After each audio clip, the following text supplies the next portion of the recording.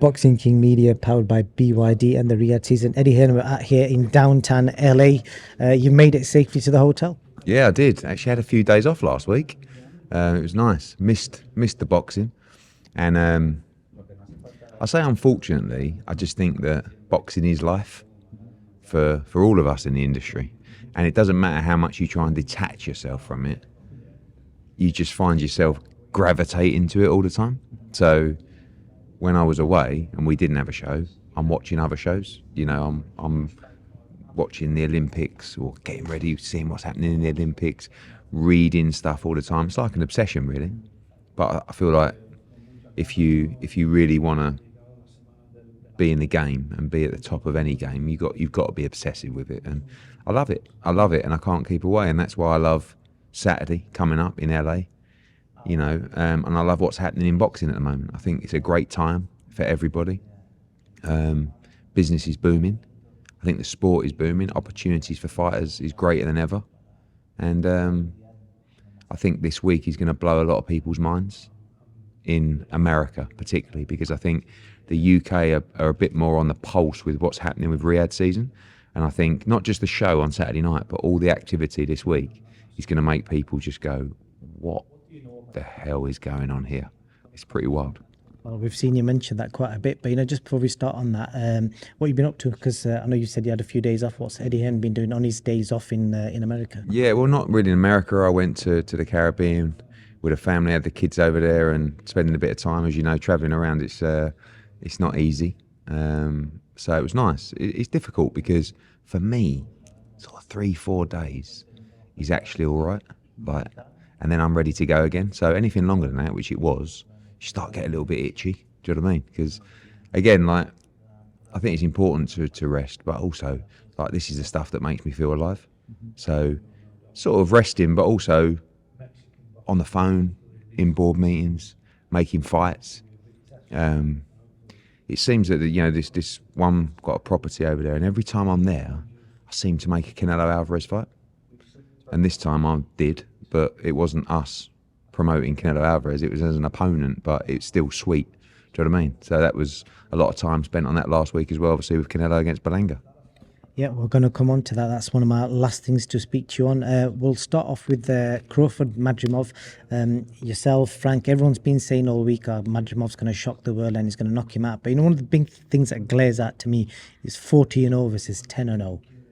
How do you bridge that gap? When we say he's going to do this, he's going to knock him out, he's going to do that, we understand the task at hand. We're under no illusion that Madrimov is a big underdog going into this fight. But when you look at the pro record, of course, I would much prefer Madrimov had 18 fights going into this fight. But also with his amateur pedigree, he's ready to accept a big challenge. This is a big challenge. This is a massive challenge. Do you know what I mean? And I'm only going to be honest to say that this fight's come quicker than expected for Israel Madrimov. He's just won the world title against Kurbanov. He showed against Kurbanov, I'm saying it was a mismatch, but miles above that level. But really, you'd like 2 or 3 defences, maybe a unification before you fight Terence Crawford. But when the phone goes and you are particularly an Uzbek fighter who has a good profile, but he's not a superstar of the sport, and you get a massive opportunity, massive payday, but particularly a fight that can change your legacy and your life. In my opinion, if you think you can win the fight, you have to take it. And, I've been around a lot, I've talked before all fights, this and that, but we understand, I can't say it enough, massive underdog, but more than capable of competing in this fight, and I think he can win it. But it's going to be a real tough test because I think Crawford is a generational great.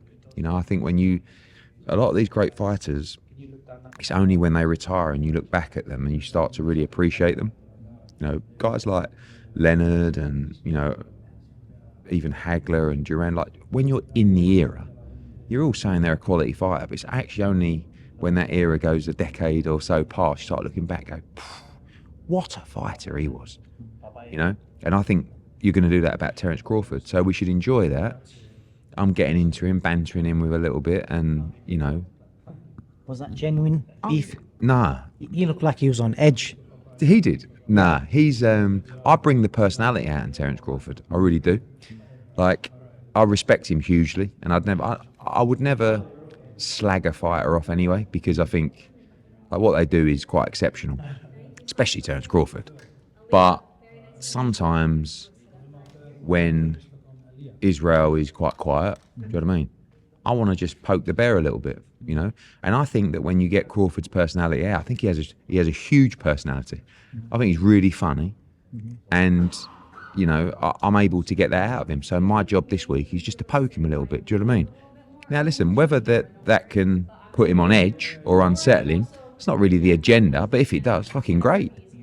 But yeah, I like to wind Terence. Poking a tiger.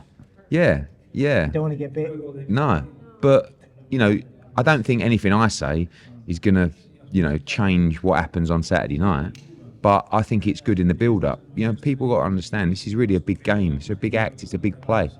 Sometimes things are, you know, there's a lot of real stuff, but behind the scenes, my job is to be the showman, is to get you guys content, is to see Terence Crawford unhinged or get those moments. Do you know what I mean? And I think that's a moment that kind of went viral, but just gets people captivated about the fight and gets to see what Terence Crawford's all about.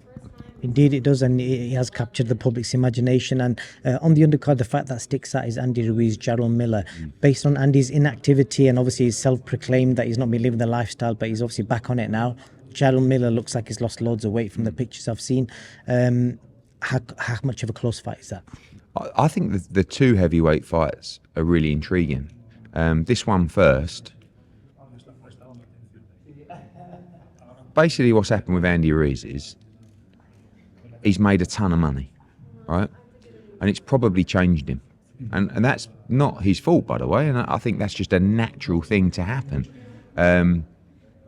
But I think he won the Joshua fight, he rematched Joshua, made a huge amount of money over those two fights, lost his way a little bit, came back, had a couple of fights, maybe things going on, I don't know, like lost a little bit of love for the game, and now you're really going to find out what he has left for the game, what kind of love he has for the sport. Because I tell you, the more I'm in this sport, you learn so much all the time, but the more I realise that once you lose the love and the desire, it's just all over. You can cut corners and you can squeak your way through and get a little bit lucky, and like if you're good enough, it doesn't really matter. But when it comes down to it, and when you get asked questions, that's when you find out. It's just whether Geral can ask those questions, if he's good enough to do that.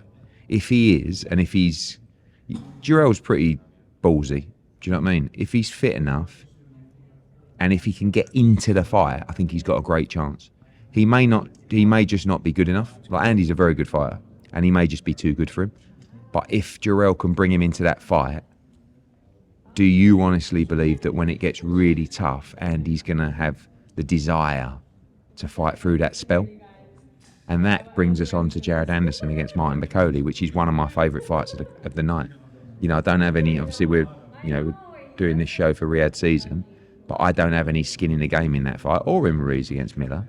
But I just love the fight. I think it's such a good fight.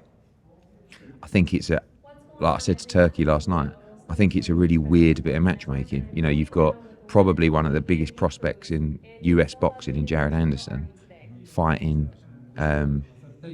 a guy who's 100% a top 15 heavyweight, maybe a top 10 heavyweight that no one's really ever heard of, particularly over here. Do you know what I mean?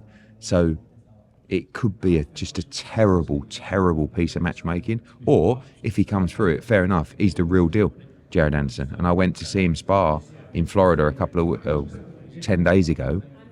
He can really fight, but he likes to fight. Do you know what I mean? And again, you know, when we talk about heart and everything, that's the question I need to know about Martin Bakole. If he wants it, if he's fit enough, which I have my doubts, this is a fucking tough fight for Jared Anderson. A really tough fight. I know Jared Anderson wants it. I know he's got the balls, he's got the desire. Has Martin, because we've seen him, you know, in the Hunter fight, in my opinion, not really fancy it anymore. But we'll see on Saturday night. Two great heavyweight fights. We're doing a feature for the Ready to Fight app. In 30 seconds, could you predict the outcome of them 3 fights? 3 fights. Yeah. I'm going to go for Madrimov against Crawford. Madrimov by stoppage. I'm biased, but that's what I'm going for. Andy Ruiz on points against Geral Miller. Oh, and I really like Jared Anderson, but I've got a sneaky feeling Martin Bakole might stop him. Okay. And I think Jared might be winning the fight, but I wouldn't be surprised if Bakole caused the upset. Brilliant. Last question I've got for you outside this event. I spoke to Alex Krasik and USYK in the last week, and I talked about a potential trilogy fight with Anthony Joshua. And Alex, I don't know if he was saying it with tongue in cheek, but he basically said the first 2 fights AJ was the A side when it came to money, and he suggested the figure of 200 million, I think dollars. What would you make of that? Doesn't matter if it's yen. No, it does. But no, it's a bit of a wild one. I mean, I don't think anyone really fancies fighting AJ at the moment. And I think if AJ was to stop Daniel Dubois, I don't think anyone would want to fight Anthony Joshua. But right now, that's a fantasy fight for the future. Usyk's done a great job. You've got 2 massive heavyweight fights coming up, Joshua against Dubois and Usyk against Fury. We'll see what happens after those. Is 200 million too much or realistic? Of course. I'll ask His Excellency if it's too much. All right. Eddie, and thank you for your time. I know you got loads to do, so appreciate it. Thank you. See you all week.